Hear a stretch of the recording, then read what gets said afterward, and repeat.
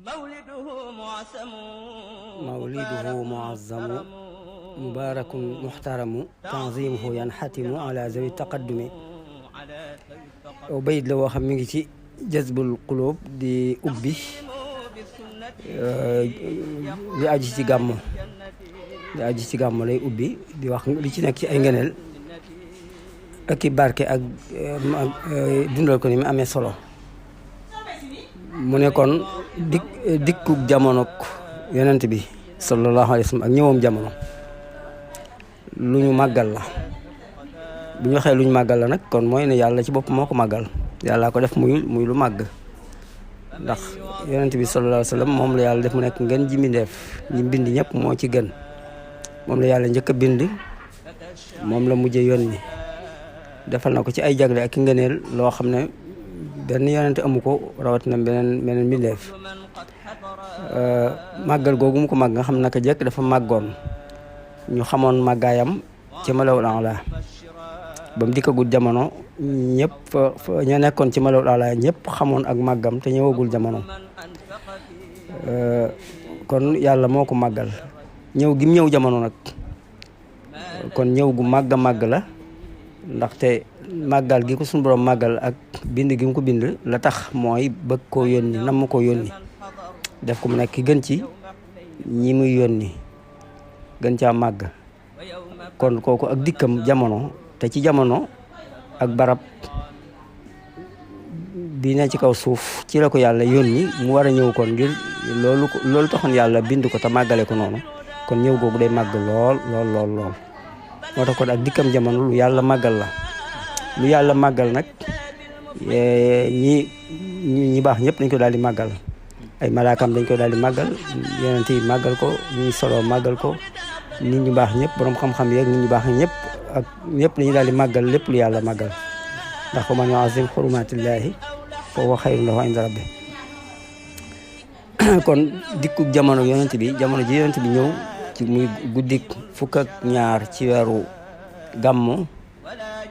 ci atum ñayya, loolu ñëw googu kon lu ñu màggal la, lu yàlla màggal la. ñii féeteeg yàlla ñëppit ànd ak yàlla ci màggal googu.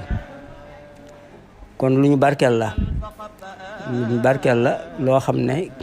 lu ci ay njëriñ yu bare bari te yaatu te law mi ngi ci biir ñëw googu. bu ñu waxee ne lu ñu barkeel la kon mooy ne kon jamono ju barkeel la joo xam ne lu ca laal rek, lu barkeel ku ca laal rek da ngay am ci barke booba. moo tax li muy wax ci ngëneel ci ku màggal guddi gàmmu, loolu lépp ci barke guddi gi la bokk. waaw dal di ko xéewal yeeg mucc ki koy màggal ak yëkkati ko darajaam ak am gi bokk gi mel gi muy mel ni ku bokk ci ñaanu yonent bi sallallahu alayhi wasallam daan xareek yooyu yëpp ci barkeel googu la bokk. kon lu ñu war maal la guddi gu, maanaam lu ñu war maal la mooy loo xam ne nii lu ñu war a sàmm ay àqam la te moytu ak jalgate ko. kon guddi la goo xam ne dafa laaj teewlu, laaj bàyyi xel, laaj itam xam li ngay def. lii lépp nag nee na daje gi mu ci daje moo tax kon màggal ko nekk loo xam ne war na ci kilifay diine yi. képp kuy kilifa ci diine, mbooloo topp la rek, bu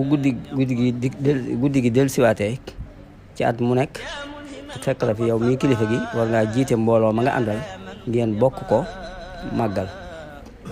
loolu nag firiwul ne day wax atteb gàmmo ci boppam, firiwul ne day wax atteb gàmmo, waaye day wax rek taxawaay bi ci kilifa yu mag yi war a taxawee ngir saxal li ci nekk ci ay njariñ ñu saxal ko, te mooy fàttali nit ñi daraja yonent bi sallallahu alayhi wasallam ak wàccu waayam ci lañ ca mën a xam, ak lim daj ci diine ji moo ko ay saxaabaam, ak jullit bi ni mu ci war a waaroo ci loolu jéem cee roy, ak yooyu yëpp, ak it wane yoon ñu koy defee nag jàngale anam gi ñu koy defee nga xam dañ koy dëppaleeg sunna te dara ci xeet bi daa bañ ca am. rawatina ci jamono yi muy bind lii ci biir Sénégal nga xam ne nañ daa gàmmoo ca la ko jiitu woon, bidaay yi dafa bari woon, caaxaan yeeg pomeeg lépp bari. te xam ngeen ne digle lu baax ak tere lu bon dafa nekk lu war kon defee ko ci anam gi ñu ko santaane mooy ne yaa ngi digle lu baax di tere safaan ndax kon yaa ngi wane ne nii lañ koy màggale kon li ca bokkul yaa ngi koy dàq di saxal li ci bokk yaa ngi digle lu baax dinañ koy defee nii di tere lu bon te mooy buñ ko defee lu bokkut ak nii